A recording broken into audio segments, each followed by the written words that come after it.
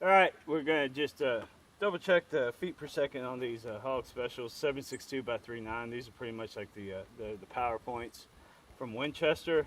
Box has at the muzzle 2365. So let's see what we're dealing with at that. Again, these are the Winchesters, Hog Specials, the power points. Alright, let's see what we got going on.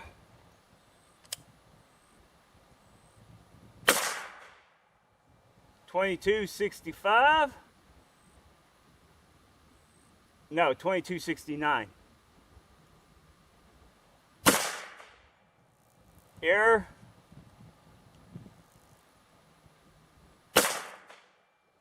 $22.70. $22.69. $22.70. Error in there. I'm digging it. $22.70. And the box has at the muzzle $23.65.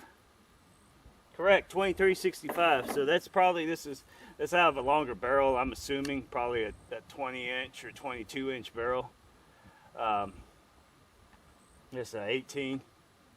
So yeah, that's $22.70.